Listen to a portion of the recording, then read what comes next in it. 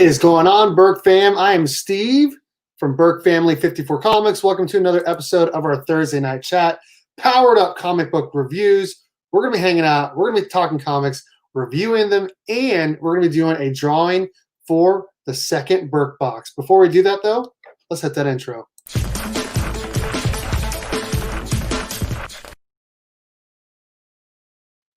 All right, we're going to have some familiar faces tonight on my channel, as well as a new guest who was actually here last week, but Dustin is sick right now, and we wish him the best. So we do have a replacement for tonight. We got Mark from Legion of Comics. What's up, man? How's it going? How's everyone doing? Dude, we are doing well. We are doing well. Next up, we got one of my friends from the Kansas community, from the 316. He's pretty awesome. What's up, Adrian? What's going on, guys? How's everybody doing tonight? Hope everybody's doing good. Boom, boom, boom, boom. And last but certainly not least, we got the guy who's been joining me for the longest time out of anyone. We got Ryan, the new guy. He's no longer the new guy. What's up, dude? Hey, how's it going? Dude, it is going well. It is going well. Before we get any further, though, I do want to mention that our Thursday night chat is sponsored by _pressing on Instagram. Protect your comic book investment for as little as $10 by pressing it with Eric from _pressing. He presses all tiers and grades of books, and make sure you use my promo code BERK54 to get free shipping back to you. Today's Thursday night chat is brought to you by _pressing on Instagram. And I just sent him a TMNT book to go over to CGC to be signed by Kevin Eastman. So he's going to press it for me, send it out to CGC.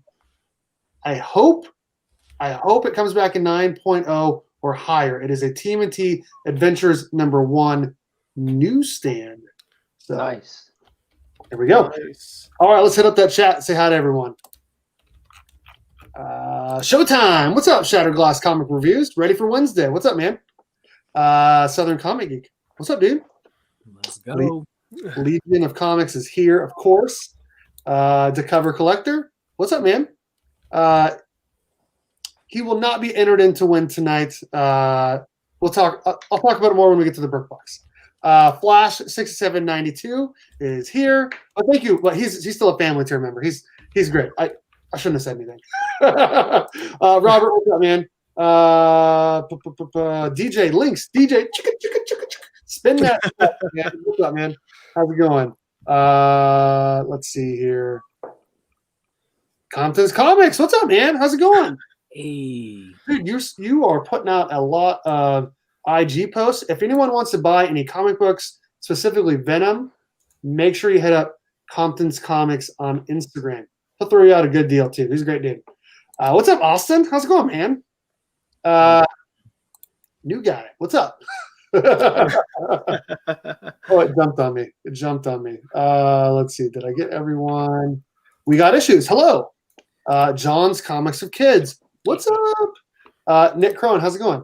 Okay. So this is our Thursday night chat.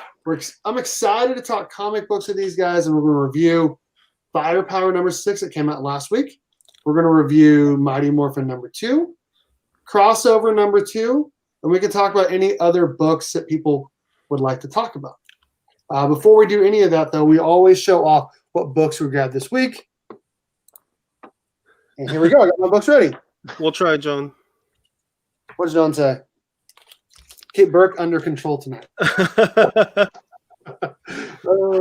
John's never here for me. He's always here for Ryan and Panda. Okay. I have not read this book yet because I haven't read the book after.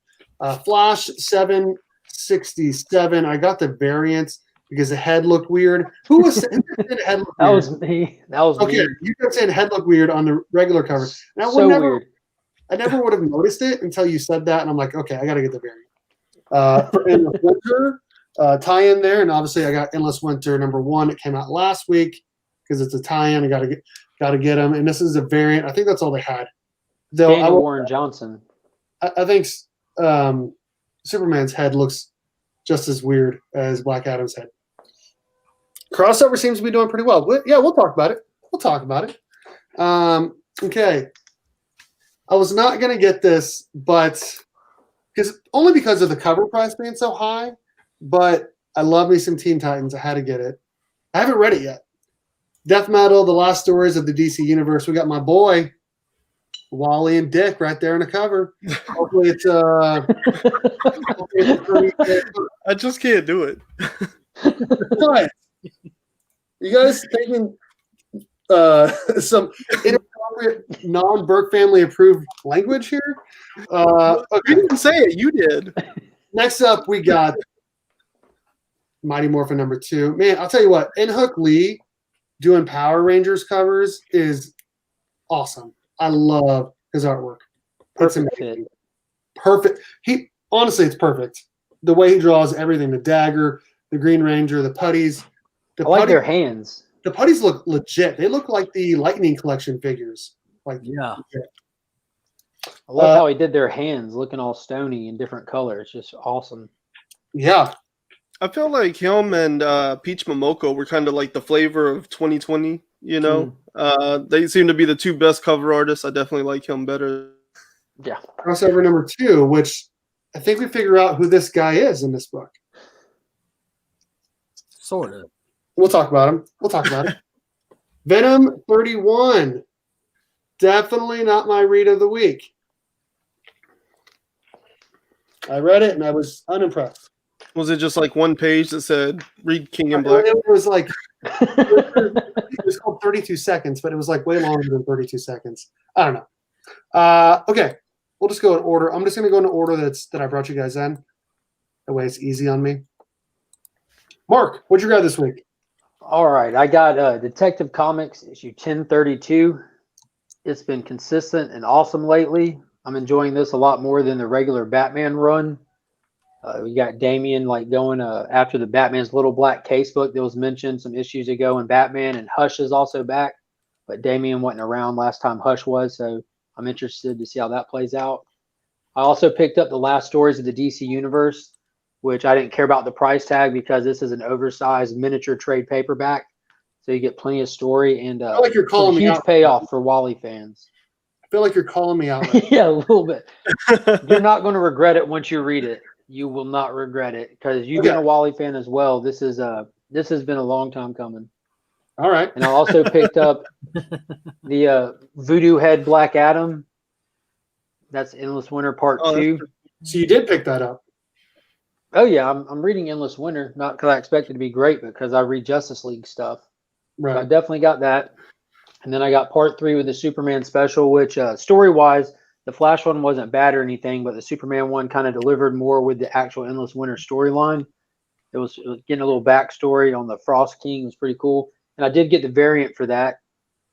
Raphael Grazzetti. Yeah, it's fantastic. Yeah, that is really cool. That's easily the cover of the week, followed close second by my my definite read of the week so far, which is Tales of the Dark Multiverse Flashpoint. Okay. All right, now that you said that, I got to get that next week. Dang it, dude! Just I've talked this up so much around town that like different people have picked it up, and I'm waiting to get feedback from them. But this was absolutely fantastic. All of these have been pretty good. Some have been like just decent, but a couple of them been great. This one was great. And then I read Crossover 2. I haven't picked that up yet. I read Mighty Morphin 2. I haven't picked that up yet. And whatever else I have in my box. I think just the J.J. Abrams Spider-Man book that's turned to trash after issue 3. So I'm not even excited for that. Spider-Man #5. Yeah, that's such a stupid story. I've heard nothing but terrible reviews about the end of that. Issue 1 was awesome. Don't go past it. Damian versus Hush. Yeah, I'm excited for that. Panda, what'd you get this week? So I added a new person on my Storefolio. I don't know if you guys can see him. We got good old Greg right there. Hey. Comic bro. So what's up? Big shout out to you. I forgot to order stickers. Yeah, you definitely need to because I'm running out of room. I'm having to start putting stuff on the inside. So if you want some space on the outside, if you want some real estate, you gotta order them quick. He shows that off every week. That's free advertisement right there. Okay, so I did get Venom 31. I got that null cover, that cover A. I got Crossover #2. course, I'm a TMNT guy, but not really loving the series right now. Number 112. Did not read it, but I still plan on reading it. Haven't read Strange Academy. What is this? 6? Strange Academy 6.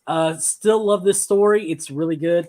And if you guys haven't been reading Avengers, this is definitely one of my favorite series so far, or story arcs that they've done since like issue 33 with all that stuff with Khonshu. So Avengers has been awesome read. And then I also got Mighty Morphin Power Rangers number 2. Oh, just Mighty Morphin. Just Mighty Morphin. I'm sorry. Mighty Morphin 2. I almost say it every time. Yeah, it's I know, hard. right? And then I got that second print of the last one, which if my LCS still has it this weekend, I might get that thank you variant. It was just so pricey. Dude, my LCS, he didn't know the price tag. He originally wanted to keep it, but I think he's actually going to end up selling it. He didn't know what to price it at. He's like, how much do you sell it? I said, I don't know. He goes, me neither. Yeah. So If you could get that, though, man, that'd be sick. I'd Oh, super no. jealous. If you got that. absolutely. Ryan, I haven't been to. Are you getting lag? Y'all keep cutting in and out for me. I can't tell. You're good. Oh, you're good. I haven't picked anything up for this week yet, but I did pull out Giga and read that the other day, and I'm pretty excited for more of this. It was cool stuff. But I haven't picked anything up for this week yet, but a lot of the same things. Crossover, I read that. I read everything we're going to talk about, Firepower last week. And what else? Mighty Morphin. Mighty Morphin number 2. Crossover Oh, yeah. number 2. I think that's it, right? Oh, I guess Yeah, we those can are the talk. three we were going to talk about, right? I think we can talk a little bit about Thor if anyone wants to. Oh, okay. Okay. We can do that. At the Oh, end. and I read Origins and Piecemeal, and Oh. those were really good. What should we start with? What should we start with? Should we start with Mighty Morphin? Should we start with Crossover or Firepower? Because we've all read all of those. Why not Firepower since that's the oldest? Okay. All right. Let me grab my book here. Let me go grab mine. Hey, Ryan. Wow. You should have just told me that that was going to be the harder one to get to. I don't know where it's at. Oh, there it is. Okay. I guess they were going to have to get them at some point. Okay. All right. Firepower number 6, which, no, I was not ready. I was not ready for Wednesday, like Tyler. Okay, so Firepower number 6. I think I think we can all kind of agree that this might be one of the best stories or reads of 2020. I mean, I know that. Individual book. I think we all really like The Last Ronin, but in terms of story, I feel like this has got to be up there with Something Is Killing the Children and the Joker War or any other series that came out this year. Would you agree with that? Yeah. I think the OGN had me hooked for sure. Oh yeah. I'm waiting on this to kind of Pick up. yeah. Yeah, I honestly think that this was a good issue for them to pick up. Like, you see Owen all of a sudden, he gets all excited because he sees his old master and he's just like, hey, how you doing? And then he's like, wait a minute, there's a whole bunch of stuff that happened between us. I totally forgot about that for a second. And he sees his wrist. Yeah, then he sees the tattoo on the wrist. Mm-hmm. So all of a sudden it quickly changes. And so I thought that was really cool. The dynamic between the two and just Owen just wanting answers about everything. He's desperate enough to do anything for his family that, he wants to know why all this stuff is happening and why they're actually going after his family, not just him, but everybody around him. So I thought it was a pretty cool introduction there. The fight that they had between the two, between his old master and everything.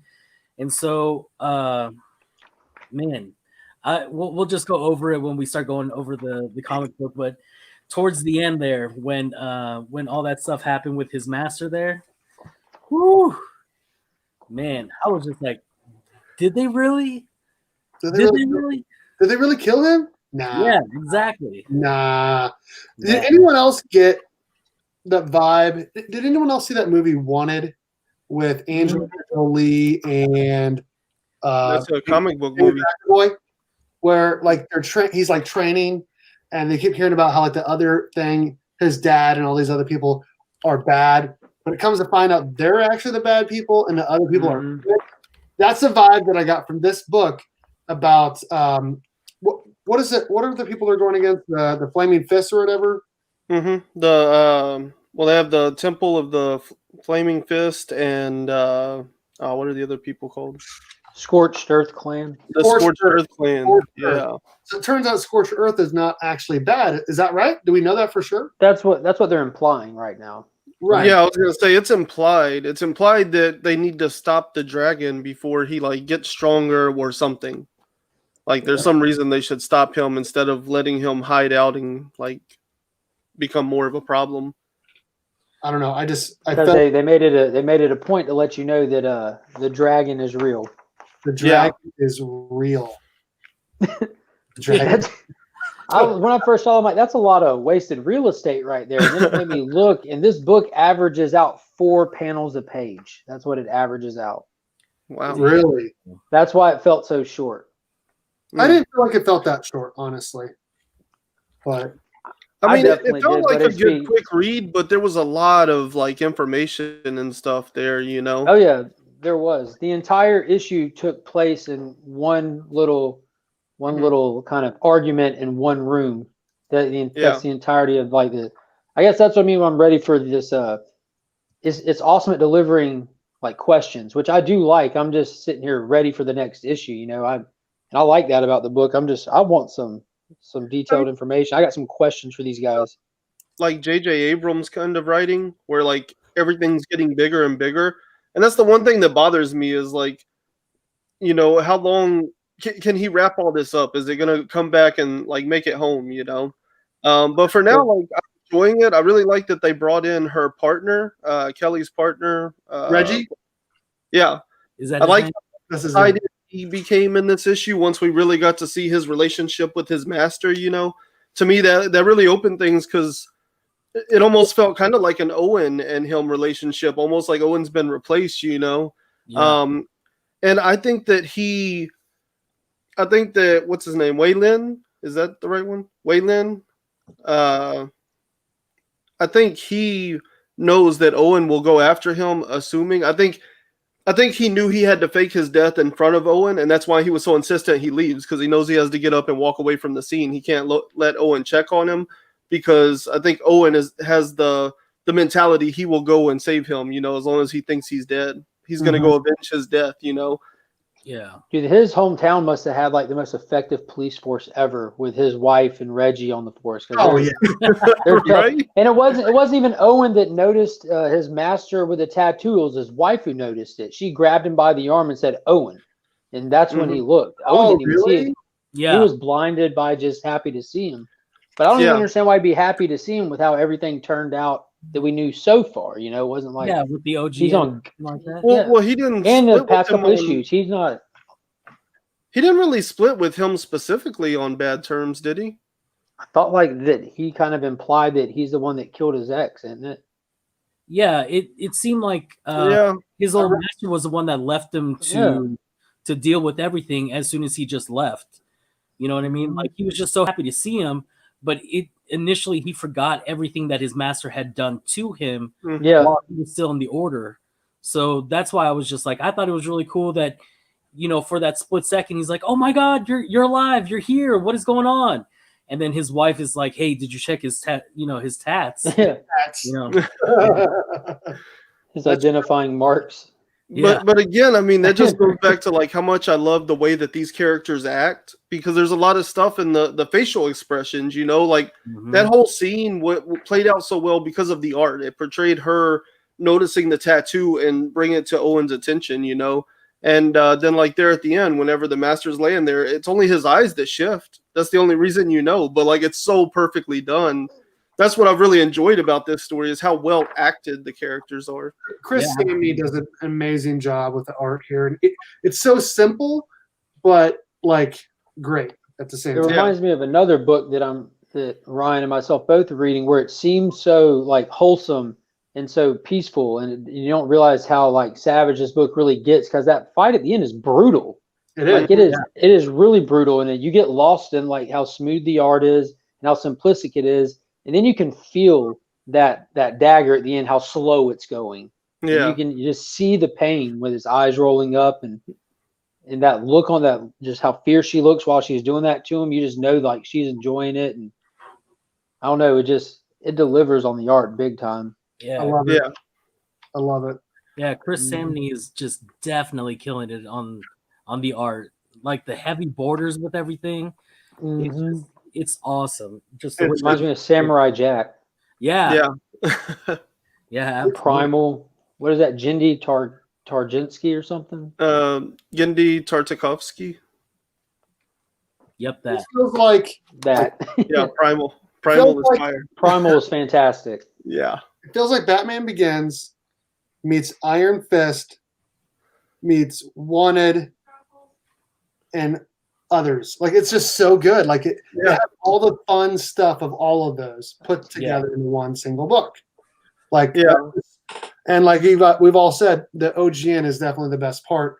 But I it's definitely my favorite read every single time it comes out. It's my favorite read of 2020 in terms of series, for sure. Yeah. Yeah. Yeah, this has probably been my favorite series. This and Something That's Killing the Children. As far as like long-term 2020 series, like they definitely those two. I think it would make for a great TV show and a movie. I don't know which one it would be better for, but I feel like it'd be good for both. I'd say series, man. Honestly. HBO Max. Yeah. I'm about to fire up HBO Max and Wonder Woman coming out. Stay. I don't know. I think it might actually be like a really good movie trilogy, like Matrix style, like a more like grounded Matrix.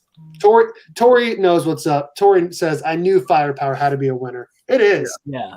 And I remember being so shocked about how good it was when I read the free comic book day book. Like, whoa! It took forever for it to actually get good. Like the first half, I'm like, what am I reading? And then after the first half, you're like, okay, this is really good. Yeah. I usually like try to structure my reading every week, but it usually kind of starts like with what is the book that I'm most looking forward to reading, and then I structure it from there. So it might be the second one I read to kind of like get myself in the mood or whatever, you know. But yeah, Firepower and Something That's Killing the Children are like two books that I like structure my reading order around because they're good every week. So I read Mighty Morphin ahead of time. I think we all did. We read Mighty Morphin ahead of time, and then we read. I read Venom, and then I read. What did I read after Venom? Oh, obviously Firepower came out last week, so I already read that. I read Crossover next. Should we talk about Crossover? Yeah. Okay, so Crossover. So Mark messaged me today before I even went to the comic book store, and he goes, "Dude, Crossover number 2. I think I might get a little backlash for that." And I said, "Wow, that doesn't make me feel good about buying it today." But what did I say after that? I'm prepared with points and rebuttals all the same. Oh, you did say that. You did say that. We're going to talk Crossover number 2. Now, I just know how I receive books, and a lot of people can receive them differently. And I can see where people can give like base level arguments for stuff sometimes that I don't agree with. well, I got to say, Crossover 2 is better than Crossover number 1, in my opinion. I thought so too. I And thought what was great is that you get, I'll say a little bit, and I'll let everyone else talk, obviously. We get to see all the little characters, but not really, but you do, like Batman and Spider-Man and Spawn and Wonder Woman and a few others, but you don't really get to see them. And then they talk about the Hulk being in the dome. They talk about Archie, a whole bunch of others. So you do know that this is a true crossover event. It is true.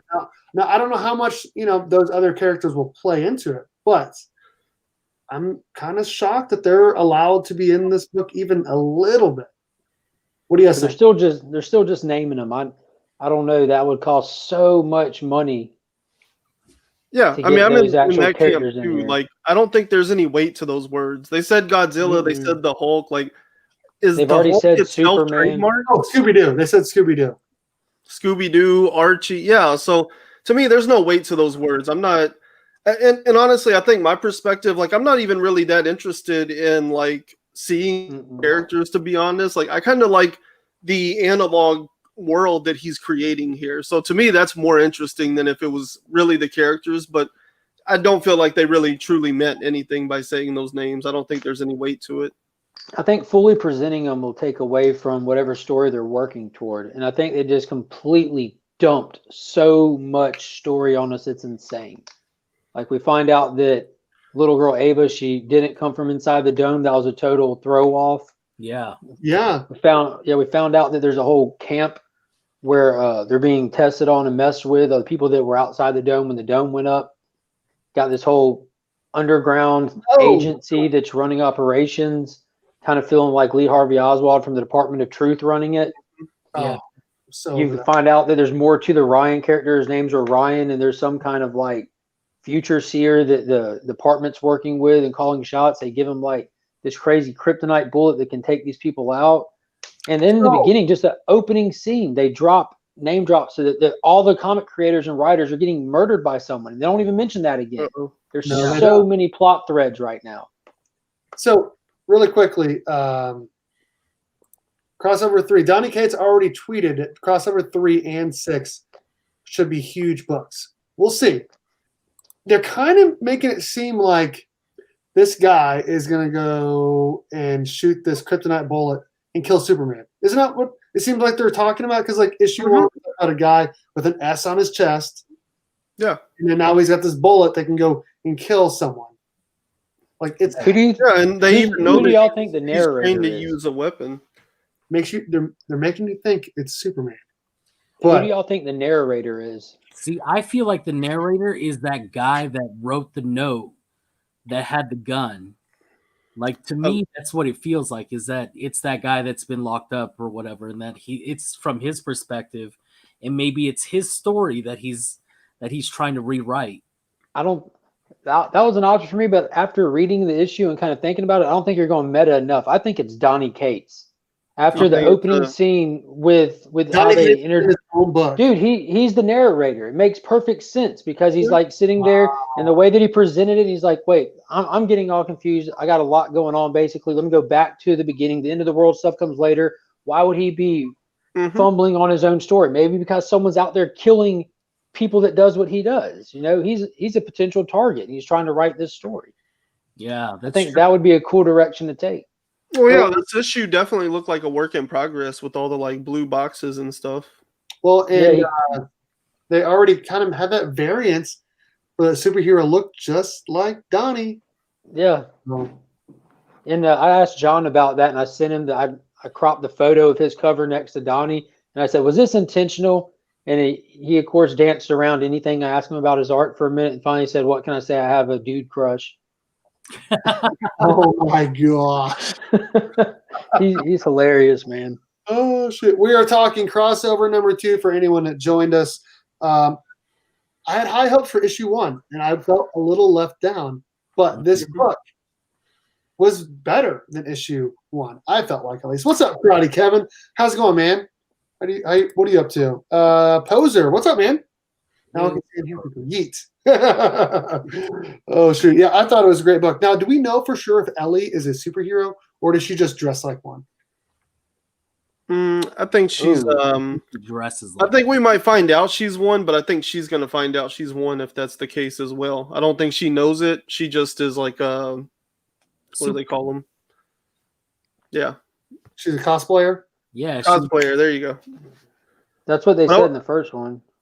Yeah, I wouldn't be surprised if at the end of the book, though, something happens and she finds out she has powers and stuff. You know, well, that seems like sure does. Yeah, it sure does. Yeah. God. But Yeah, see, sure. I even like how they played that because like they didn't make the little girl out to be a liar. It's just he gave us enough to believe what we thought we already knew, you know. And then in this one, it's like we get a little more of the truth and the whole perspective. Yeah, we're like, oh, different wall. Okay, now there's like this whole world. Like he seeded a very interesting world in the first one, and then in the second one, he like turned it on its head.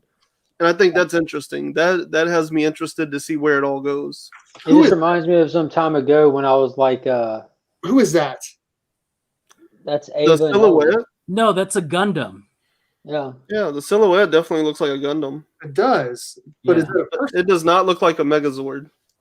No, Not with the wings. 100% not Megazord. What's up? How's it going?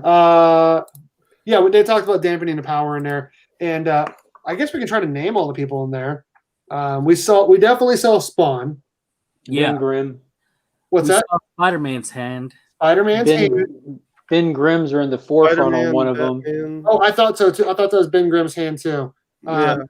Batman and Wonder Woman, and I can't make out the rest. And right under them is Captain Cold, it looks like, with the Yeah, I was about to gloves. say. I It's was either- wondering if that was Captain Cold or Icicle. It was one of those two. I thought. Icicle's made of ice, though, isn't he? At least current Icicle. I don't know. See, if you Wasn't read he in Endless Endless Winter, you would Winter? know that. Yeah. What'd you say? If you would have read Endless Winter, you would know. I read Endless Winter, so I just happened to know that one little thing. I've Like, yet that's the to most read it. coincidental, I You're in got. the fold now, Ryan. right? They're kind of. I got some Bruce Wayne vibes about this. What is this guy's name here? They got the bullet with the. Patterson? What is the guy's first name? Pendleton. His last name's Pendleton. Pendleton. Yeah, Pendleton. The rich kid? No. Yeah. No, his Nathaniel. last the name is rich- Lowe. Pendleton. Yeah, the Nathaniel. agent is Pendleton. Yeah, What is the kid's name? Ryan Orion. Lowe. Ryan. His Yeah, actual name is Orion, though, which I think is really cool. Oh yeah, Orion. Yeah, yeah, the that's winner- interesting too, huh? The hell kind Yeah. of name was Orion? Named after he was named after Orion from Greek mythology, I think is Yep. what it said. After the constellation, the hunter, the A gatherer of the sheep. hunter. And He's then he a- gets handed a gun. It feels almost like we're gonna get some the boys kind of stuff in here. Like that little girl kind of feels like Homelander's son, where she gets a little age. You know what I mean? And they got to go kill a soup. I don't know. It feels kind of like a little bit. I I can don't see know. some comparisons there. Yeah, yeah. This book is growing on me for sure. Yeah. I wasn't even going to pick up crossover number 1, but Mark said it was so good, I had to give it a try. And I did, and I didn't like it. I gave number 2 a try, and it was better. So I'm glad that I stuck with it, and I'm excited for issue 3. Yeah, I'm really excited for them to explore like where Ellie came from with the internment camps. It just reminds me of like back in the day of World War II, with the Japanese internment camps here in America and stuff like that. And so, me being of my Asian culture and everything like that, that really spoke to me. And I was just like, I'd really like to explore that a little bit more. And what kind of experiments are they doing on them? Because not everybody has superpowers. So what ends up happening to those people that don't have the superpowers? Do they turn into ink? Like what happens? You know what I mean? Like, is there a dead body? Is there, what happens to them? That was a good point too, Panda. Like that, not all of them have superpowers. When they show you the picture, the panel of them inside the internment camp, those are just the people from a comic book that are just random in the background on the street. Yeah. Exactly. Yeah, these aren't just the heroes coming through this crossover. It's all the extras, all the background people. And I'm surprised that some of them weren't drawn with like those Nightwing faces from that last issue of Batman, where they're in the background, so they leave the details off of them. What's up, Magic Lasso? I saw you and your face on the Boy Who Had Seven's live stream yesterday. Yes. So if you've never seen Magic Lasso's face, make sure you check it out on the Boy Who Had Seven's live stream. We are just about done. We have that Ruben Guzman exclusive, so What's that? That elite. That elite. He says you have that Ruben Guzman exclusive though. I don't know what we're talking about. Remember when Ruben he guest appearing spotted, on your channel? like what, 2 weeks ago, 3 yeah. weeks Yeah, ago? yeah. I should invite him again. We'll see what happens. Yeah. I was emailing with him yesterday because you have to email him. Oh shoot! You guys got anything else you guys want to say in crossover number 2? I thought it was good. I'm looking. Yeah, everyone go pick up number 3. Yeah, I'm really looking forward to issue 3. It really turned me around from issue 1. Issue 1 I thought was not the kind of pace that I wanted to go in. It left me kind of bored, and I was just like, okay, this wasn't, the type of hype that I wanted from a number 1. But issue 2 really brought it around with the story, along with the dialogue, more mystery into what's going on, finding out that Ellie's not even from the dome. She's outside of the dome. So many more questions came up, and I was just like, okay, you know what? I'm kind of invested. I really want to see where they go with number 3. I mean, honestly, anything that Donnie writes is usually pretty good. So That's what I said last time we talked. I said, when was the last time he's wrote garbage? And someone said crossover 1. I'm like, I don't know. that was probably me. That was Austin that said that. Oh shoot! I don't know. For me, crossover, that first one was probably like a 4 or 5 on my scale, maybe a 6. But this second one's definitely like 8, maybe even 9. Like it seeded like this interesting world, but it kind of gave us like no characters in the first one, and then in this one, it kind of proved that those characters are just empty vessels. They're not that important to the story, but they're a way to tell the story. And in the meantime, like they explored that world a little bit more and then flipped it upside down. So like just as we were getting our bearings, it like completely changed, and I think that's interesting. I'm excited to see where he goes from here. I do wonder how much of the story is going to be so spectacular in number 3 versus that Spawn cover. I feel like I don't think that's cover 8 either. Cover. It's not a cover. I don't think it's going to be hard to get. I guarantee it's going to be hard to get at this point. I don't really like Spawn, so I probably won't get it. I know he's going to be every time, man. Every time. 1 in 100. Look, the viewers are leaving. So look, the viewers are leaving. They're all, well, it's because Reggie just went live. Reggie just. How dare he go live when I go live, man? Okay, so that Spawn cover is dope. No, I will say this. No, those covers are cool. I'm just not a Spawn guy. Never have been, never will be. I am a Ranger guy. We're going to talk Mighty Morphin number 3 next. Or 2, right? 2. I was about to say, why did y'all stop him? Why did y'all stop him? He doesn't have it yet. So, this book, hey, what's up, Yahweh? How's it going, man? Dude, we're gonna have to get Yahweh on here sometime, and I just want to see the pool table just lined up of keys. That's what I want to see. I want to see Yahweh's pool table lined up with some keys. We're gonna have to do I need to have just him on sometime actually to show off all his books. He's got. How about? Dude, he's a professional hunter. Because how quick did he go find that purple variant Venom, dude? Dude, okay, so if anyone didn't watch my video from earlier today, I bought this last night at my Walmart, the Venom 25 with the purple text, and I finally got some recognition from Key Collector. Finally got the recognition. I only had to make a big stink about it, but everyone like Flash 6792, Yahweh, and then like 3 other people messaged me saying they went out to the Walmart that day after they saw my video to see if they had that and anything else. And there were some new Thor books, new Strange Academy, new Venom, whole bunch of awesome stuff out there. So Yahweh is one of them, and he found a whole bunch of them. So shout out to Yahweh and everyone else.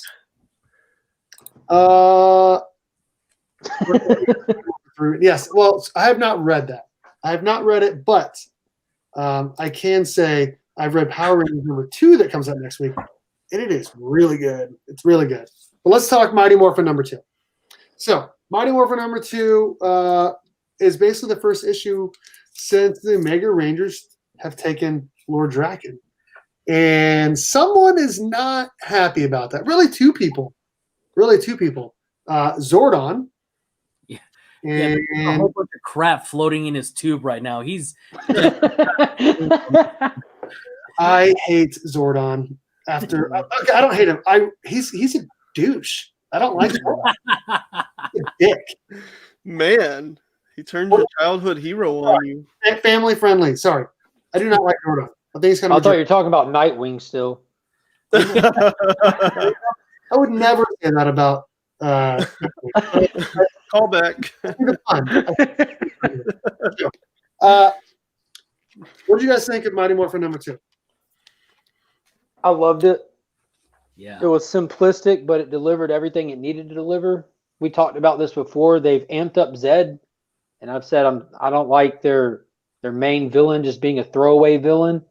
And with this new chaos energy running through him, like obviously it amped him up, but this book displayed that very greatly by taking something that's such a weak throwaway item and just with a small little addition to it, it really flexed how powerful that can be by shutting down a certain person that has that same power. So clearly Zed's rocking on a higher level with that same power source. I could listen to you say display all day long, man. Display. Get that. Panda. Man, I thought the art was significantly better than what we've been getting. Yeah. Absolutely loved it. Definitely loved, Finster's new putties that he had made, and then the adjustments that Zed had made to those putties with that, the green chaos stuff. And man, it was a really good.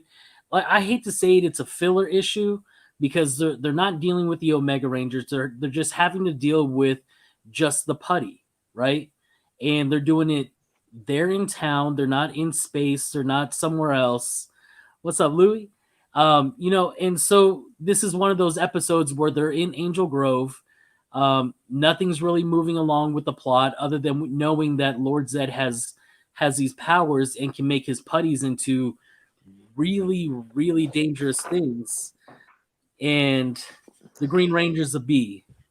Like, straight up, just one punch done. Just out cold. It's just fun as heck. You know what's crazy is, I'll say this real quick and then I'll let Ryan go. I messaged this to Mark. It feels like it's the exact opposite of the show, where like every episode of the show, Power Rangers win, Power Rangers win, Power Rangers win every single episode, and then the big event they lose. Big event they lose. Then they have to get new powers so they can win, right?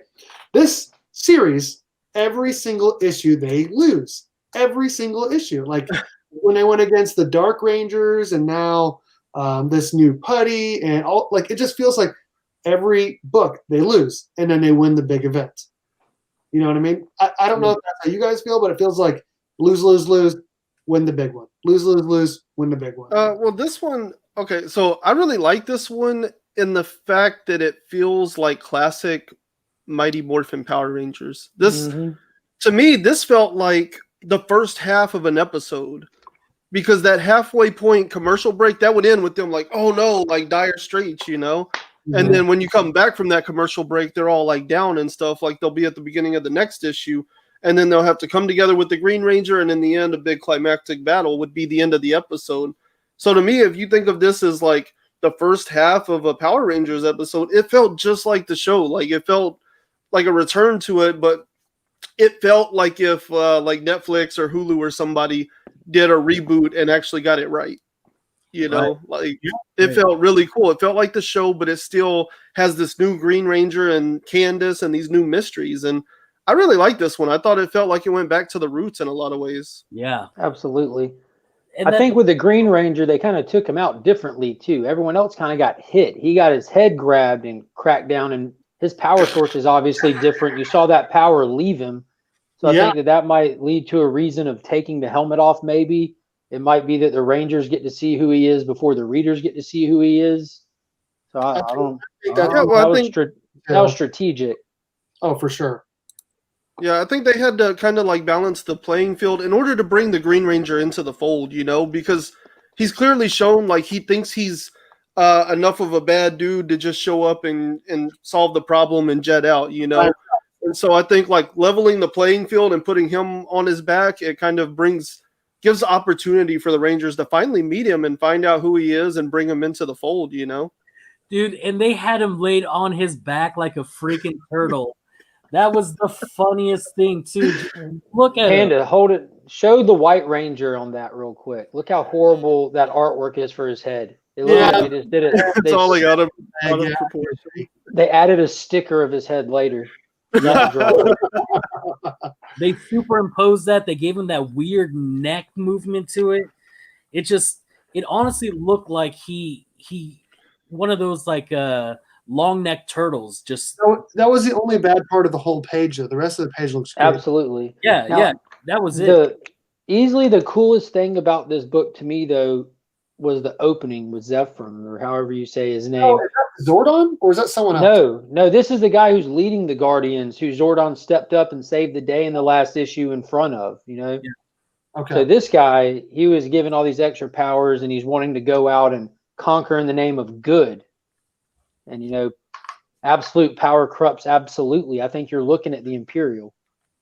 Oh. Oh, wow. Now, and who did they name drop? They name dropped the Dark. Oh, okay. They name dropped the Dark Spectre. So this is way before New Dawn. And New Dawn, I've heard people say it's not canon. It is canon. It's 100% canon. It's just not happening in this universe with these people. Another universe. Yeah, it's the same characters just back on their timeline, just like any multiverse and any other comic stuff. So that just gave us that connection to that still to keep that relevant, so that things get bad enough, Grace can call the Ranger Slayer and call Ari and come in, and they'd be like, we have no powers. And Zordon maybe be like, well, why don't you try the Zeo crystals? And instead of amping up the Mighty Morphin team, they can't do that from a creative standpoint. That's what sells these books, is that it's the Mighty Morphin team. They can't evolve these. Yeah. Yeah, it's got to. So in the Coinless, they have to have a power source. They're fighting the Dark Spectre, which lets you know how ancient it is now, because this is tens of thousands of years ago when they're dealing with it. And if Zordon was dealing with the Dark Spectre back then and our universe is still standing, the Omega Rangers are idiots for not listening to him, and they're all going to eat crow. What's up, Chad? How's it going, man? I will say this. I like where your head is at. I agree. I agree 100%. Hashtag Team Zordon. I will say did anyone else get 2017 Power Rangers vibe from the putty? Got multiple arms, looking very rock-like. I got the vibe that he looks like the putty from the Power Rangers movie. Anyone else feel that Oh, way? nice. I was thinking about early on in the series when like all those cities and stuff were like really just a bunch of putty in disguise. It was like volume 3 or 4 or something, when like he just turned the whole population into putties everywhere, and they were just sleeper putties, and Grace was having to go out and stop them. That's what I got. Like, That was rehashing right this now. before Beyond. No, that was after Beyond the Grid, right? Right before Shattered. Let's make some predictions here. Yeah. On next issue. Mm-mm. Let's make some predictions on next issue. What do we think happens? Wait, have you read it? Well, I have not. I have not. well, what do you think about Candace? What is her angle? So here's what I'm going to say. I think one of two things happens. I think either Zordon and Alpha 5 beam them all back, including the Green Ranger, and Grace gets upset, and he reveals himself to the team, but he doesn't reveal it to everyone else in that issue. And then, or the Candace lady helps them fight these putties, because obviously she's got some power, because all those Eltarians seem like they got a lot of power. So there's something happening there with her, with why she's there. Otherwise, why else would she be there at all? Does she seem like she has power though? I didn't really take it like they had power. They're just like, I don't know. What do you guys think? I honestly think Candace is there for a reason. I think she's going to Oh, show yeah. herself to Skull, which is going to blow his mind the whole entire time. It's going to make him question on whether or not their whole relationship was was either a real relationship or he was just being used. You know, Bulk is of course going to back up his buddy Skull and just all that. Which, what up, Vincent? And you know, I honestly think she's going to reveal herself, and she's going to have something to do with the reveal of who the new Green Ranger is too. So Ooh, that'd be cool.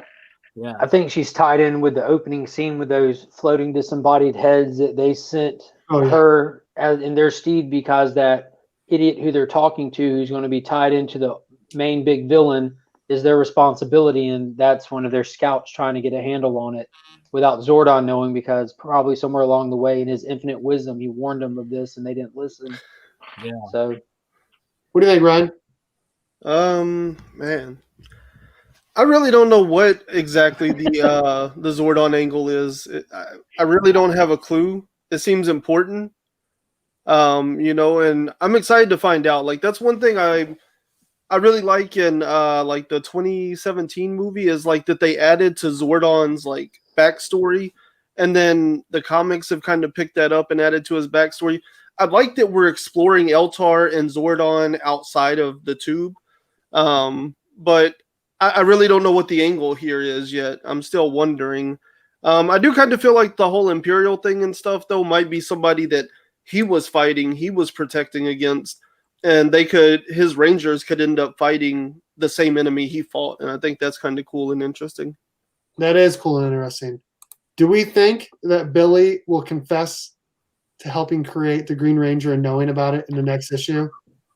before they find out, Because I feel like issue 4 is when everyone finds out who it is. We have to, like, I feel like Billy's going to have to confess this next issue, because first 2 issues, they keep saying about how, oh, thank you so much, Billy. Oh, we trust you so much, Billy, blah, blah, blah. And he's like, thanks. So My one thing the next Alpha is still messed up, right? Yeah. yeah. And that is always Brian Parrott's ace in the hole. Like, there's some reason he's all messed up, and it's going to be important at the end of the next issue, I think. Okay. Like, he always does. Remember the jetpack or whatever that Billy had? Like, he set that up like issues and issues before, and then they had to use it to fight Alpha 1. Oh, Yeah. Like, he always does that kind of stuff with like Zordon and like background stuff with Zordon and in Alpha 1 and or Alpha 5 and Billy, you know, he's always setting up background stuff with them. So I wonder how that's going to tie in, because I really believe that Alpha being all messed up and schizophrenic is going to be important in some kind of like ace in the hole. I feel like if they go back to the command center, the Green Ranger is still going to be like knocked out, and they're going to assume to talk about, do we take his helmet off? Do we not take his helmet off? And then that's when Billy's going to confess to helping create the Green Ranger and all that. And then he's going to stand up and he's going to take his helmet off and show him. And then they're going to go fight. They're not going to show who it is. And then they're also used to using each other's real names when they're fighting and everything. Yeah. I think as soon as you open the page for issue 3, you're going to see Billy reaching out, screaming the hurt Green Ranger's name, just out of instinct. Oh. Well, yeah, I mean, it wouldn't surprise me. Yeah, exactly. That's in character, yeah. Yeah. Yeah, I don't know. I don't know. One part of me feels like there's no point in like hiding this. You know, like, just give us the answer. And the other part of me says like, it's kind of fun that he keeps like leading us along. So I like that he's leading us on. I do like that. But we are to the point now where we kind of need to find out. okay, but you said issue 4. Why issue 4? Because of the cover? I think Okay, so how much do I say here? I've been told. You've been told. Okay, I was gonna say, because you didn't read them, right? So you don't know that. I've been everything I've been told so far has been correct. So I've just been told that issue 4 is when I want to say the public finds out. Like, I don't know what that means, but it's on the cover too, isn't he? yeah, the 1 of 100. Yeah, but issue 3 is when you kind of do know who it is. If that makes sense. Okay, that was gonna be my thing. Is like, surely they aren't gonna put it on the cover of the issue that we find out. So, Like we That need to means find next out at issue. the end of issue 3, so that issue 4 it's not like a complete spoiler. You know, I you go to pick it up and the answer's already there.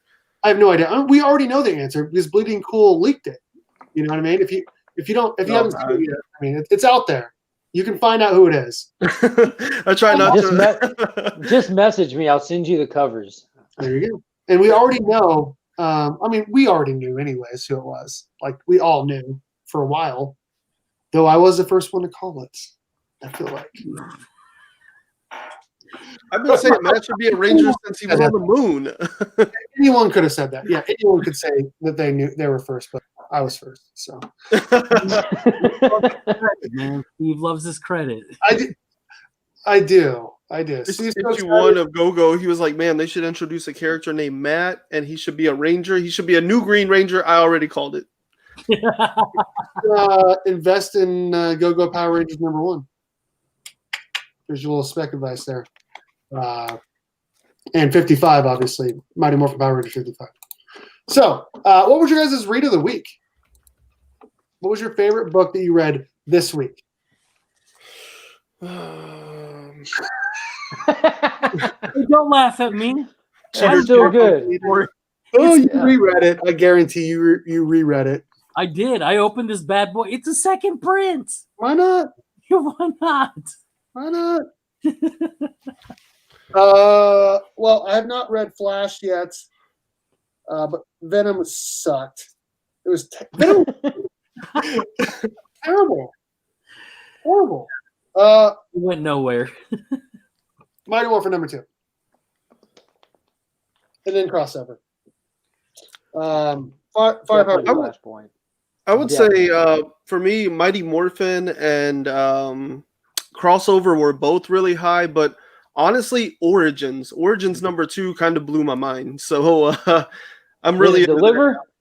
Oh yeah, it gets really interesting. I may change my mind after I read this. I guarantee I'll change my mind. What's that? Oh, Legends of Death Metal or whatever. Yeah, you know. Did you see the creative team on that book? That's like the most impressive lineup of writers I've ever seen on one book. Like Scott Snyder, Jeff Lemire, Gail Simone. Multiple stories in here though.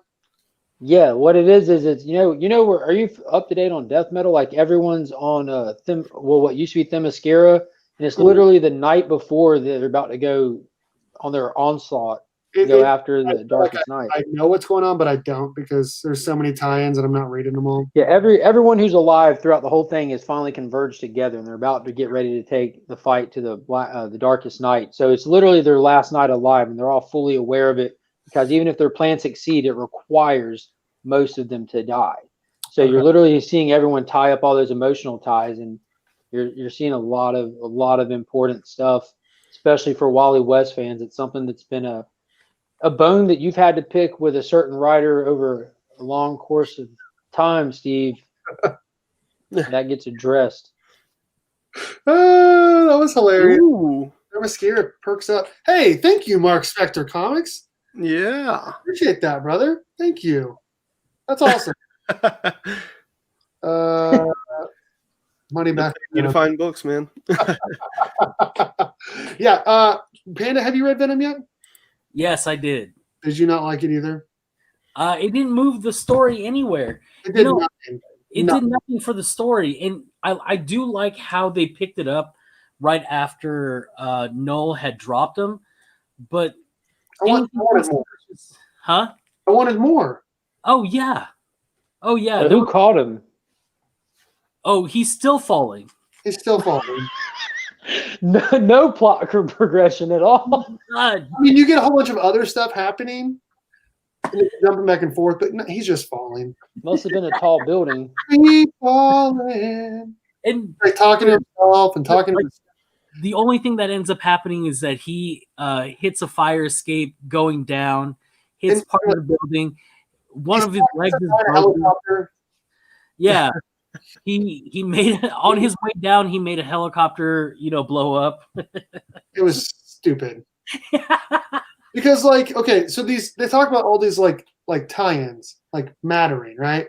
Like the biggest tie-in that should matter is Venom, right? Yeah. It's the Venom story, right? This, like you said, did not push the needle whatsoever. It was Yeah, that's terrible. what I was gonna ask. Is it part of the King in Black stuff, or are they just like still doing Venom on it? Like what? I don't know. That sounds confusing. I'm excited about DC Future State now, and I will say that I was not excited about it before I read the DC Future State preview. If you've not read the preview, read it because that will get you excited. Because you're just thinking, like, you don't know anything about it. You're like, oh, this sounds terrible. It actually doesn't. It doesn't sound like it's going to change the game, but it's definitely going to be an interesting change of pace for a little bit. And they just short. announced who the new Batman is today. It's because Frankie's leaked it. They have the cover that leaks. Yeah, It's I'm definitely happy with the choice. it's a sick cover. Oh, you like who they picked as the new Batman?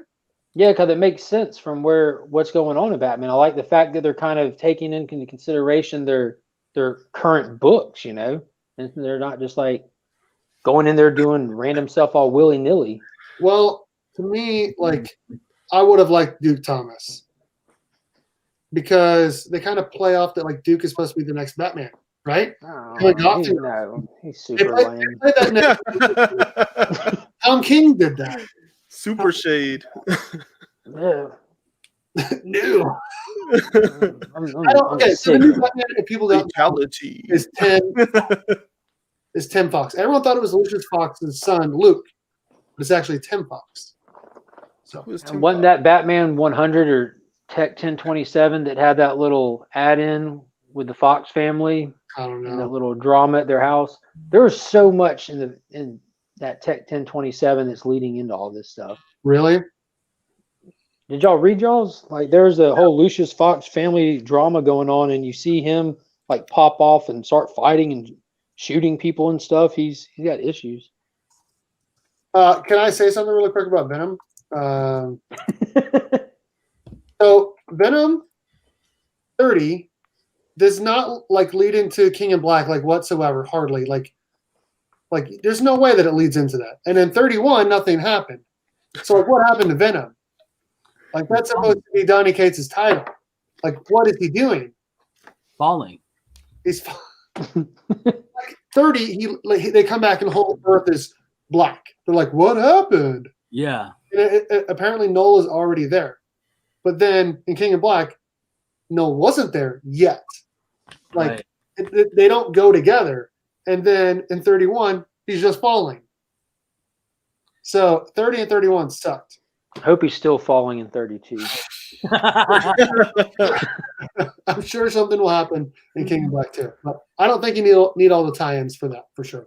Yeah, I was going to say, in 31, he was like 5 inches away from a car.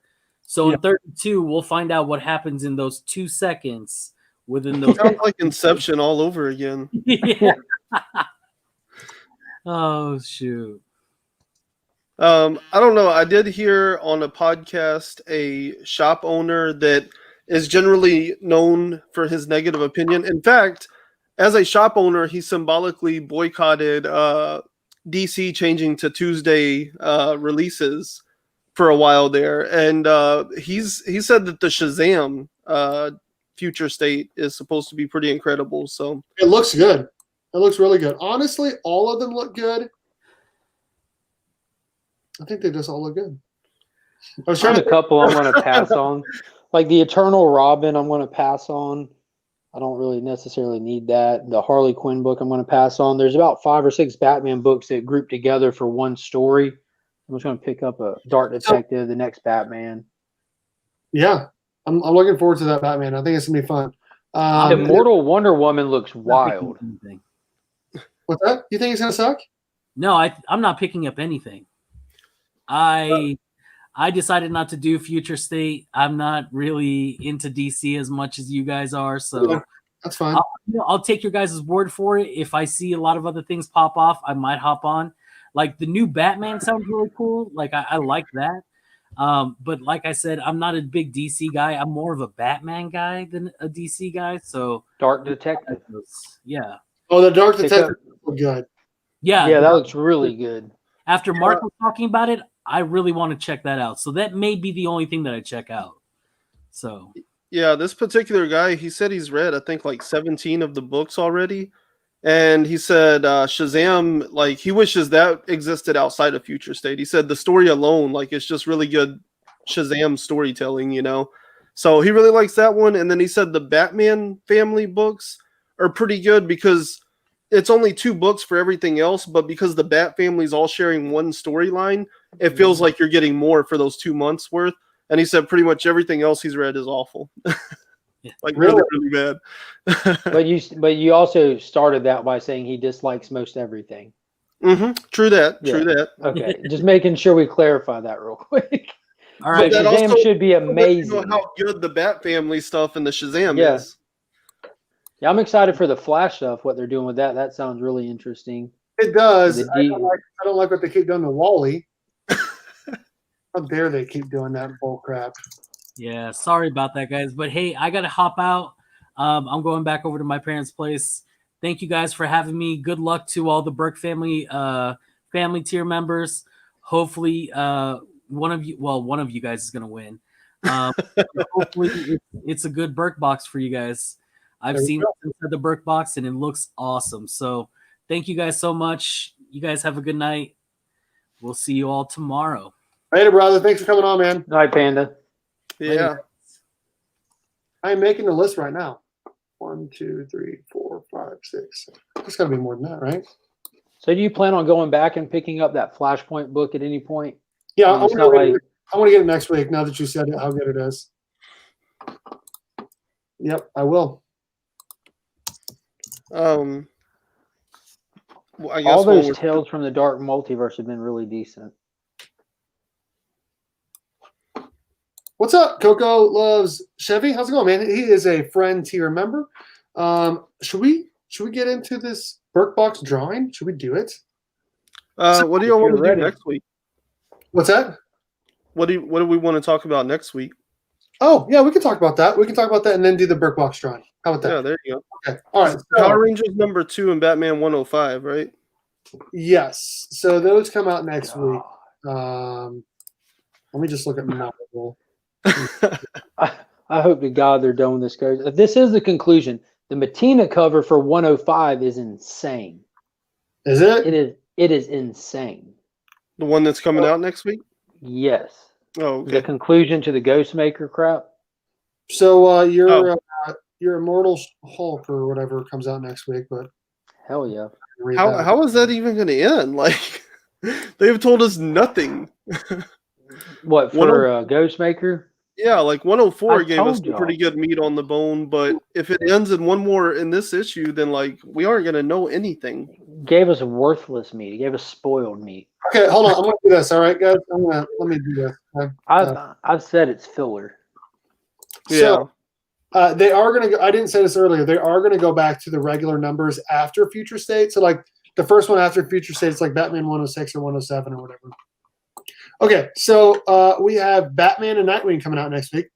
That's pretty cool. I'm excited about that. Ooh, Death Metal. Death Metal comes out next week. Once in Future. Where am I finding? There it is. I haven't read that though. Tales from the Dark Multiverse. Crisis on Infinite Earths is coming out. That should be amazing. Power Rangers #2. We Live. Yeah, We Live #3. Oh, let me do that. I'm so excited for that, dude. Yeah. Take off Marvel and DC. Let's see what indies come out. We only find them when they're dead. #4, Power Rangers. I love how they're doing those low-key connecting covers with Power Rangers and Mighty Morphin with the lightning bolt on the cover. Yeah. They are. Really sharp. It's really sharp. Where is it? Yes. Yeah, I really like the cover design. Like, I guess like the layout for the cover, the connecting elements. I like it. Brian, there's Big Girls. Mm-hmm. Big Girls #5. Are you still picking that up? Where is it? Oh yeah. Oh, there it is. I like that series. I really don't see that many cool books that come out next week. What about this Post Americana #1? Have you seen this? It's an Image #1. I don't know if y'all wanted to make that the third one. Yeah, that book. Steve Scrose, don't know them. And Dave Steve, Stewart. what? Steve Scrose is over here. He's the writer, artist, and cover artist, and then colorist is Dave Stewart. I feel like I've heard Dave Stewart's name. It's really good artwork. It is post-apocalyptic. This looks like that looks like Oh, that next cover is kind of crazy. oh wow, that's not Berk family approved. Oh man, this one's even cooler. Well, I'm reading this book whether y'all do or don't. They sold me. And that's what part 3 is next week. Yeah, I think 3 and 4. So we're gonna have to do. Oh, that's part 5. What? Yeah, you get 2 parts a week, I think, for the rest of December. So we're definitely gonna do Batman and we're gonna do Power Rangers, and we'll have to discuss the third one. Because I don't know, honestly, I don't really see anything that sounds super cool, but we can figure something out. We can even do like a whole book each next time. Okay, cool. Maybe I'll talk about Post Americana then. Okay, sounds good. What's up, newbie? How's it going, man? I don't think they've solicited books after Future State. No, they have. They just did, yeah. They just did the other day. You saw that list, Steve? It's, That you sent me? sure. If I send it to you, then I saved it somewhere. Then yeah, I do. It's gotta be Corey on- Tate says, I love Steve Scrose's his Wolverine. Nice. Oh yeah, the blood and red, black, and blood issue 2 comes There's out. some really cool covers for that.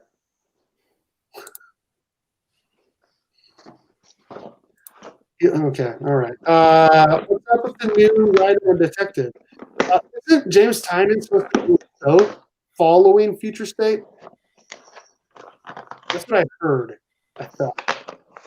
God, I hope not. No, but I did see the Cobra Kai season 3 trailer. Yes. I did not. I will say I've yet to watch. Oh,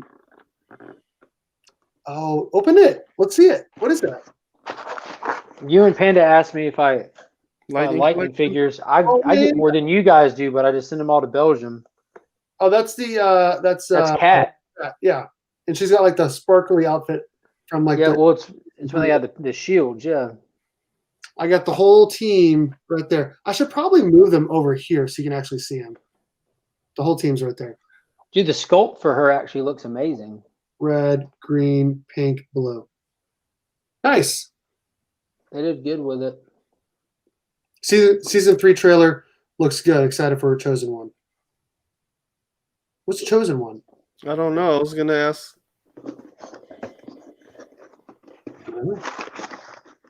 What's in his Berk drawing? All right, so if you are a family tier member from the Berk Family 54 Comics channel, you get access to videos early. You get your name at the end of all of my videos and streams, which I had the thing, but I forgot to update it, and so I'm not going to put it on tonight, unfortunately, because I forgot to put it on this computer. It's another computer. Anyways, you get your you're on the feature channels list. You're in the description of all of my videos, and you're entered to win the monthly Berk box. And it's only $9.99. Get an entry and all the other stuff as well. I also have a $4.99 tier and just a supporter tier as well for $1.99. So the Berk box for this month, I have all these books plus a few others that I have not shown yet that I will make a surprise for whoever wins. So. Oh, okay. Okay. Cobra Kai. Oh, okay. All-Star Batman #1, signed by Scott Snyder. So the books I'm showing off are the books that is in the Berk box that I'm about to do the drawing for. Deadpool #1, thank you to the cover collector for putting it in here, which the cover collector won last time, and he asked to not be entered to win this time, which you can win 2 times in a row, but he decided that he didn't want his name in there. He just wanted to support. I'm totally fine with that. Power Rangers 55, the 616 Comics exclusive. First appearance of the new Green Ranger. Mighty Morphin #1. And Power Rangers #1. Trade dress exclusives from the 616.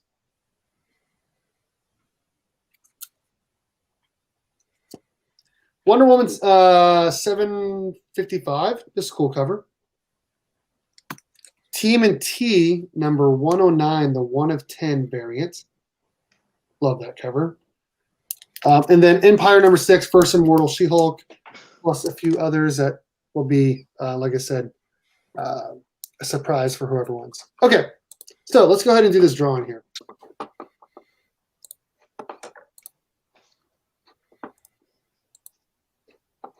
All right, so these are the people that are entered to win. Now, Ruben was a family tier member for 2 months. He's no longer a family tier member, but he was for 2 months, so I have him entered to win.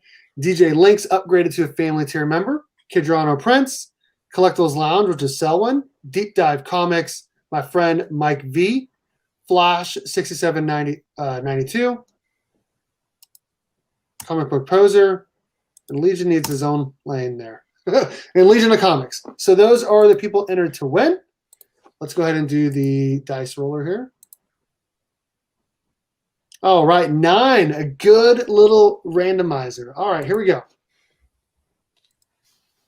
1, 2, 3, 4, 5, 6, 7, 8, and the winner of the Berk box is Legion of Comics. Yeah, all right. Nice. Mark is our winner. That's awesome. He's going to claim, and I will ship it out tomorrow. Congrats, bro. Appreciate it, man. Now you got a couple of those Green Ranger covers. Got 3 now. Get 3. Well, there you go. There you go. Technically 4, but 1 again. A lot of stuff I get goes to Belgium. We got huge Power Ranger fans and 616 fans over there too that have to get stuff by way of me. All the other people that are Berk family members are saying congrats. Congrats. Way to go. Nice. Yeah, I'm excited to send this off to him tomorrow. I'm glad the cover collector set that out. I never would have won if he was in the drawing. That dude has the best luck in the world. Remember last time? Like he had just won something else too. He had won my Yeah, he won Pandas. He won Pandas, and then he won my 1,500 subscriber giveaway, and everyone's like, watch him win this one too. And he did. But he was cool about it that he sent it as an AOK over to DJ Links. DJ Links, yeah, that's awesome, man. Oh, that's cool. And DJ Links then upgraded to a family tier member as well. So congrats to Mark for winning the second Berk box. That's awesome. I'll put a few Appreciate it, man. more, bro. Maybe some Power Rangers. We'll see. We'll see what I can put in there. Okay, so that is our show, man. It went by kind of quick. Normally we go for about 2 hours. What do you guys got going on your guys' channels coming up? Let's start with Mark here. Well, I've got the At Week's End spoiler-filled weekly recap video this coming Sunday. And the time for that isn't really set in stone. Other stuff is really depending on the post office. I got a lot of cool stuff on the way, but I have the worst postal service in the world over here. It's been really hit by COVID, so that's all that's set in stone. I would like to do a little future state preview video, but that's taking me forever to get put together. I have no editing skills. That's about it. All right. I like it. Ryan. Yeah. I wrote a blog, so I have some text. If you're into the reading thing, you can read. I took 3 different stories.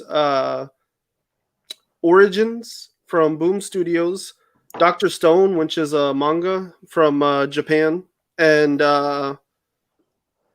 this like a it's like an MD comic that's on Webtoon. I took the premises of their story and I was able to like thematically kind of tie those together and talk about the impact on the real world and the implications of that.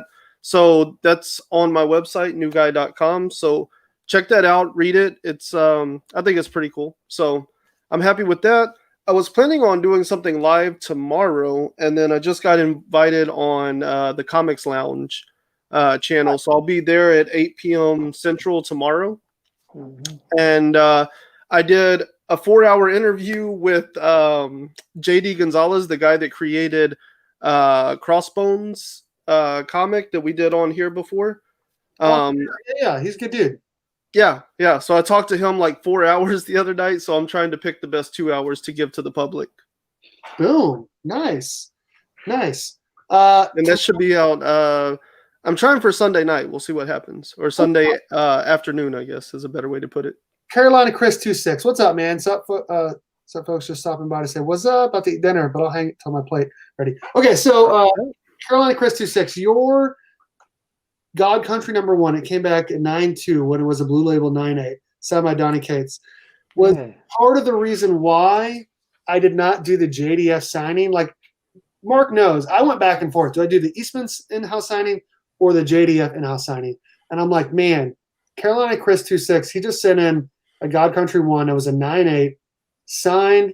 He got it cracked and signed by Donnie. It came back to 9.2.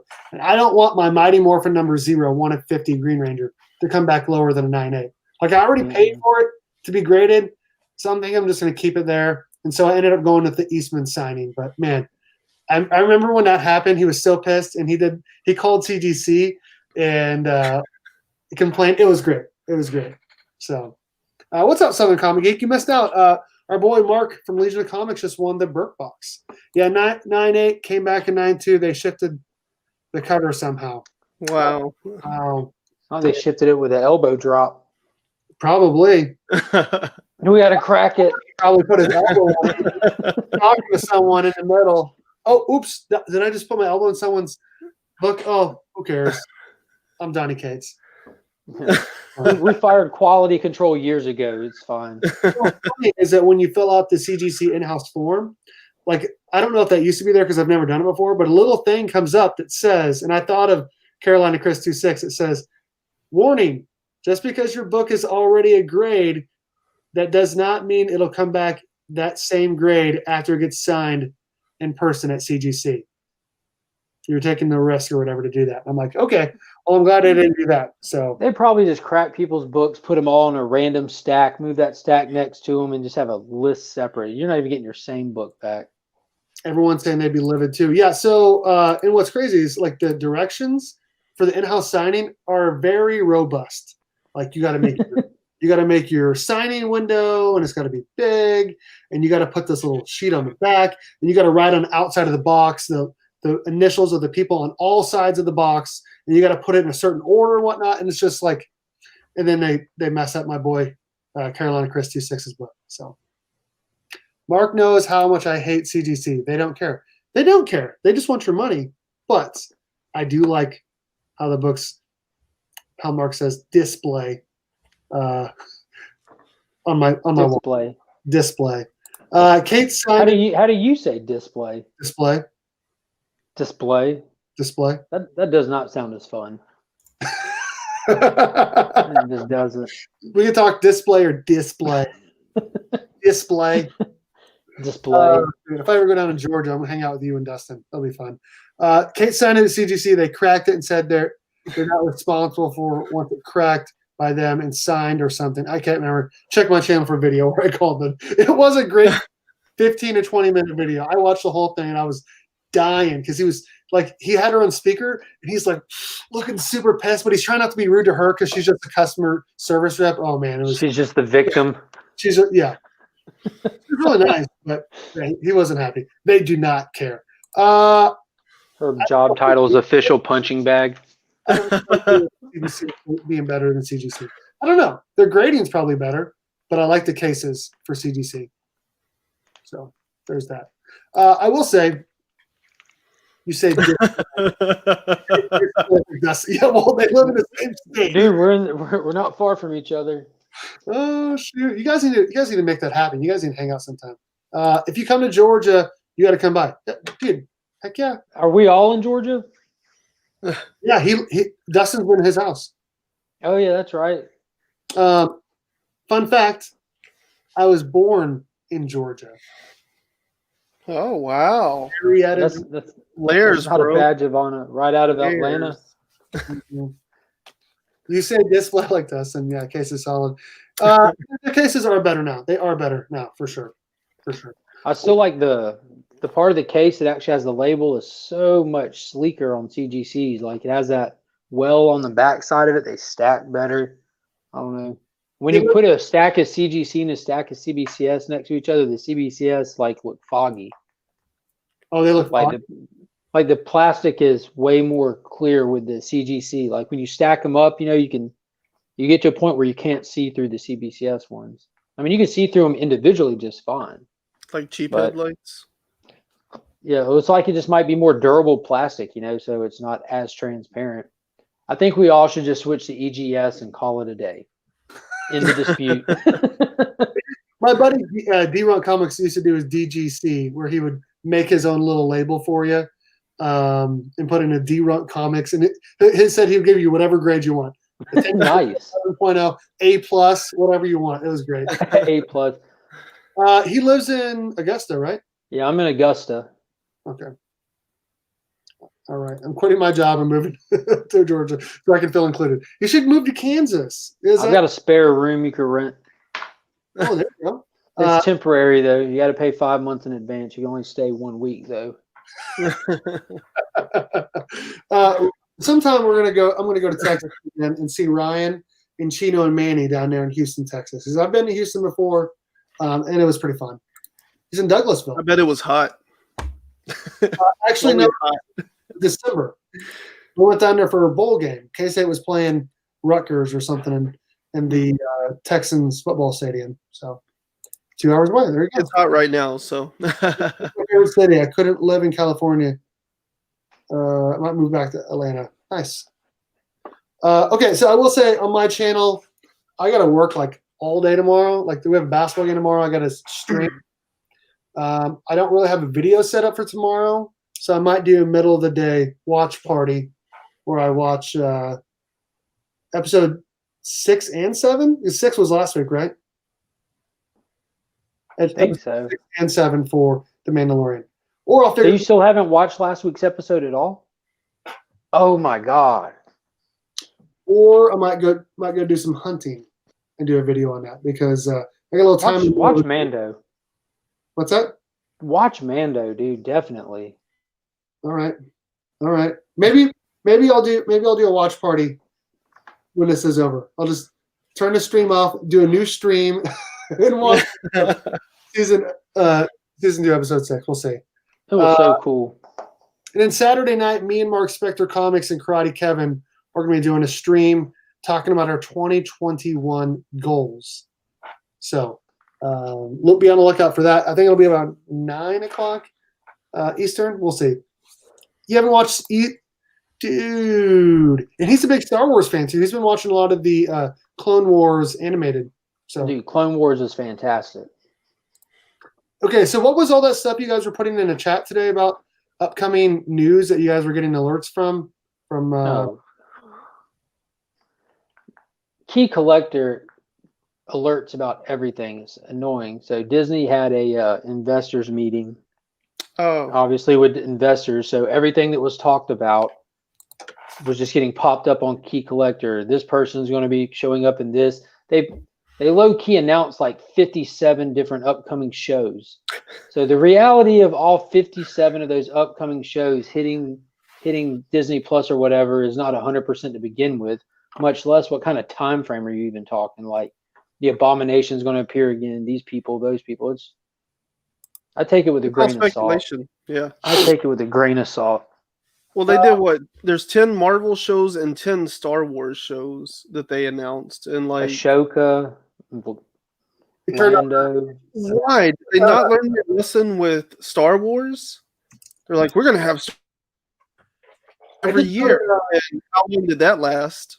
I just started watching again because I've already seen all of season 1 and season 2 of The Punisher, but I just started season 1 again because The Punisher is one of the best comic book shows that there is. The season 1 was fantastic. Season 2 was not bad. I thought season 2 was really good. Season 1 was great. Yes. You also got everybody going nuts right now because of all the Spider-Man news. Oh yeah, there's gonna be Spider-Verse. I feel like they're like, oh, wait a minute. Flashpoint's announcing this concept. We got to push ours out now. That's Push it. exactly what I Push thought. it. That's Push it. exactly what I thought. My exact I was like, we're in each other's heads here. I was like, man, they're just doing this because of Flashpoint. Marvel has a formula. It's wait for DC to start something and jump ahead of them with our bigger Disney budget. Quick, go. Yeah, It's the classic. I mean, both companies do it. Both of them do it. This just feels like a tipping point for like comic book medium, you know? Like we've been moving in the right direction and now they're going to kind of all just like dump everything on us and it's going to cannibalize itself. It's going to flood the market. There's not going to be enough eyeballs. Which I'm happy about with Spider-Man because I haven't been a fan of. I'm like, Tom Holland's a great Peter Parker. I just haven't been a fan of this Spider-Man. Again, that interview on Small Time Collectibles that DJ Links did, I heard that guy make a comment where he said he's kind of just aged out of Marvel, and there's nothing wrong with that. He's just finding enjoyment in other stuff. Like other people can enjoy Marvel now. That's where I'm at with the MCU Spider-Man. Like Tobey Maguire, I loved when I was like growing up, you know, and Andrew Garfield I thought was perfect as Spider-Man. Like his movies definitely were flawed, but I thought he was perfect as Spider-Man. Not a fan of the Tom Holland stuff, so I'm glad they're about to destroy that franchise with this movie. Because they're I hope it leads to Miles. Like, let's get a live action Miles. Like, come on. It's got to. Yeah, I mean, I feel that way about the MCU. Like, once Endgame dropped and they started to announce like their second run of characters or whatever, like, I don't know. I mean, Blade sounds kind of interesting, but we'll see how they pull that off because I think they're going to turn it into like too polished. What was really good about Snipes' Blade movies was how gritty and 90s they looked, and they're about to make Blade real polished, and I feel like that's not going to work on the screen. It's about to be neon lights and dad jokes, just like every other Marvel movie. Yeah. Black Panther will be good without Chadwick Boseman if they go Shuri. I hope so. I have that first appearance of Shuri sitting in there. I think as long as they make the right move there, I think the series will be fine. I think they can still who to replace him with. But I do think they should pass the mantle. I think that will actually make him have the most interesting origin story in the MCU. Is like we met him and he had just taken up the mantle from his father, and he's a brief king that brings about the most change, you know. Do you think that in Spider-Man 3 they're basically gonna steal the Into the Spider-Verse thing where someone like Kingpin is going to try to do something and all of a sudden all of those are gonna be flung into space and into Tom Holland's Spider Universe? I think he's going to be flung out of his. It would be too difficult to juggle like this bigger MCU plot line, you know, with how they're trying to keep everything so tight with the shows and the cinema. You got to take him out of that equation to do this. You can't put that equation into this. It's too. Yeah, well, and it makes sense because he had Homecoming where he came home, then he went far from home. Now he's got to go far, far from home. Yeah, too far from home. Yeah, right. Far from the Spider-Verse or something. I don't know. It'd be cool to actually get Nicolas Cage to do Spider-Man Noir because that was one of the coolest parts of Into the Spider-Verse. That was great. Yeah, that's my favorite Spider-Man movie of all time. It's amazing. It's probably one of my favorite comic book movies of all time. It's up the there. Original, oh yeah. The first Spider-Man 2 is my favorite Spider-Man movie, and I'm sure that has a lot to do with just like me being able to experience it at the age I was when it came out and everything. Dude, we sat on the floor in the theater. They oversold tickets. We sat on the floor of the theater to watch that. It was amazing. Yeah, I remember it. It was insane. We're about to get off here anyways, Carolina Crest 26. We're just been kind of BSing here, just hanging out. Nicolas Cage just was announced for like the history of swear words or something like that. I think it's like an Apple TV Jeff Goldblum type thing. Sounds like something more suited for Sam Jackson. He is the best Blade. I do agree with that. You didn't like Into the Spider-Verse at all? Oh my gosh, I love that movie. I can watch it. That's the hottest take I've ever heard. Yeah, you're trolling. Like even the Spider-Verse haters like Spider-Verse. Oh, the first like, it was garbage. It was only like an 8. The movie's so damn good, man. I mean, so good. I took my daughter to go see Into the Spider-Verse. In the first 5 minutes, I'm like, this is hurting my eyes. Because they have those little dots and everything, and it makes it look super like, I'm like, should I be wearing glasses while I'm watching this? But after the animation was so cool. I like the fact that they didn't just make it just like a Pixar or a Yeah. whatever. Like they made it its own thing. It looked comic booky, come to life. You know the frame rate changes on it, like the frame rate of the animation. I did not know that. It was low, I'm sure. Well, yeah, it starts out real low, and by the end of the movie, it's all the way up to like modern frame rates. And the reason they do that is it makes it look real like rough and blocky and stuff, and it makes it look like he's learning his powers and stuff, you know. And so as he gets better at being a Spider-Man, the frame rate increases and it looks smoother and better and more natural. Very cool. I did not know that. I did not know that at all. That's crazy. Like, okay, this, I know we're supposed to be getting off, but think about this. The guys that did the Lego movie and Spider-Verse and made like some of the biggest hits in the world were fired by Kathleen Kennedy for making a Star Wars movie because she was like, nobody's going to like it.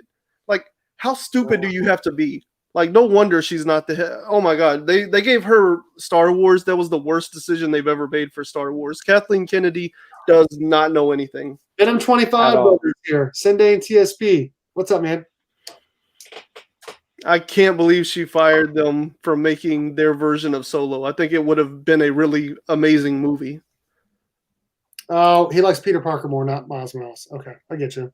But I mean, I love him. Oh, I agree. I like Peter Parker way more than Miles. I just think that it's time for Miles. I don't need with how many Spider characters there are. I don't need every Spider-Man movie to focus on Peter. Just like with Batman stuff, we all talked about that on a previous chat one night when you were talking about like how much possibilities the Batman universe has if they would just use some of their other characters. And Ryan, you were talking about it like an anthology style. Yeah. And just let him be the connecting thread. Like that's easy to do. Where's Spider-Man 2099? Where's that? Yes. We need a Batman Detective Comics type movie where it's the entire Bat family. We get Nightwing, we get Robin, we get Red Hood, we get Batgirl, Batwoman, Signal. No, what I really want to see on screen. What I really want to see on screen is Batman Beyond and Static Shock on screen together. I think that would be such a cool team up. We need Static Shock supposed to be getting. I don't know if it was just something that's going to Max or something, but they announced something for him at Fandom. Yeah, I've heard they announced something. I don't know what it is exactly. They're working on bringing Milestone back. Yeah, we need Walmart Venom equals the next UF4. For sure. Boom. There we go. Yeah, I agree. They need to start expanding stuff more. The Flash family. I would love to see, like, okay, what are we, 7 seasons deep into the Flash TV show? We have yet to see the original Kid Flash. We get the new Wallace West, which they call Wally. They kind of merge those two together. Mm-hmm. We have yet to see the original Kid Flash, Wally. The red hair, I want to see it. How would we be yet to see that? Like, I don't get it at all. At all. We get some. Is that show still pushing forward like full steam? It's supposed to come in January. Yeah, I mean, like it doesn't have any end in sight or anything. They're still rolling with it. He's set up for at least 2 more seasons. I bet you, if you see Wally and it's going to break your heart, he's going to be some kind of alternate universe, and he's going to be the villain, and they're going to have to like save him. Like this whole Speed Race thing they're doing with Future State, or I mean, I'm not saying I would like that. But I'm saying that how else would they bring Wally in there with an already kind of full lineup cast? And like in that alternate world, he's like what I want to see it. A real life Jim Lee Batman. Yeah, I do agree that if they're either going to do one thing, they have to bring Wally in at some point. It's either going to be like the last scene of the last episode, or they're going to make him a villain from another universe. He's got to be from another universe anyways. So that's frustrating. Have y'all seen the actor who plays Batman for the Bat in the Sun Productions? I think his name is Kevin Porter. Oh, he's huge. There's your Neil Adams Batman. That's about as real world as you're going to get with that. I mean, he is perfect. He fits the bill, like straight up. Everyone likes the Flash. How dare you? No one likes the current Flash, that's for sure. Oh, the current Flash run is trash. Shattered, did you read the Flashpoint yet? The Dark Oh. Multiverse one? Tales from the Dark Multiverse Flash. Yeah, I was talking with him about it over the past couple of days. Because next week's a small week for me anyway, so might as well grab it. That's what I like to do. Sometimes books I'm like on the fence on. I'm like, I'll wait a week so I can get an extra book next time. Yeah, it was really good, man. It really was. I don't want to talk it up too much and be like, yeah, it was good, but it was good. Enjoyed it a lot. We have Twilight Batman coming out. I'll give everything a shot. I'll give everything a shot. I didn't. Yeah, but Jim Lee draws too many muscles. I didn't think that he draws Said muscles. the readers of Venom. He draws muscles that don't even exist. Yeah. Who's it? Stegman? That King in Black? Dude. Oh Like, my gosh. Eddie Brock. All the muscles. Like, dude, he looked like the Incredible Hulk. He didn't need a symbiote. He's got this. No. Hey, what about the Kirkman tease? What is that? What? The video he posted to YouTube about Solid Blood 17. Oh, you didn't watch it? wow. Dude, that looks really cool. I love the way he presented it. Like he didn't know how it got there. He's like, they just called me up and there was like 2 pallets of these comic books They just found in the warehouse. just found in the warehouse. I was like, what the heck? It's 2020. Let's sell them. Dude, when we first watched that video, he had how many, like 160 subscribers? Whenever I watched it, he had 151 subs. When you watched it, he had 191, and that was probably like 20 minutes later. And then when we acknowledged that point, went back and looked, he had almost 400 subs. That happened in minutes. Oh, yeah. Oh yeah, like within an hour. You know that girl that plays in The Boys? She is Kimiko. You know her, right? Yeah. Okay, so she posted her first video on YouTube. Within like 2 days, it had like 300,000 views, and she had like 30,000 or 50,000 subscribers. So she was already monetized within one video. Wow. But And did you she have the watch time? What's that? Did she get the watch time? Oh, I'm With sure. that many views? Yeah. Video with 350,000 views. I'm sure she got the watch time. Didn't Ryan, what was the name of that comic he teased? Solid Blood. Blood? He's like, these are characters we've talked about, but I don't remember making a comic. And rereading this, it definitely seems like my writing, but I don't know if Otley's trying to troll me here or what's going on. I'll have to go back. I'll have to go back and watch that. Oh, it's such a good video, man. It's like so Kirkman. 3.6 thousand views since yesterday. Wow. Good Lord. You guys know Alexandra Daddario? By name. She played in the Lightning Thief Percy Jackson movie. She's been in. She was in True Detective season 1. Yeah. Baywatch movie. Anyways, she did like I don't know, like it just like shows all these different celebrities. Like Will Smith is always posting videos. Anyways, her video came up one time and it was like apparently like all she was doing is showing off the clothes that she bought that day. It had 2 million views What? in like one day.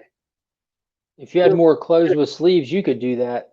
What's that? If you had more shirts with sleeves, you could do that. For sure, for sure. I'll tell you what, that Thor 6 or Thor 7, the one with the throwback to Silver Surfer 4, was a pretty sick cover. Pretty sick cover. You're messing with me. Okay, I've been wanting to join you guys forever. I love this video every week. Okay, yeah, we'll figure something out. We'll do something. Okay, we've been trying to say goodbye for like 30 minutes or so. Everyone have a great night. Thanks everyone for hanging out. And as always, go Cats, Cowabunga, and it's Morphin.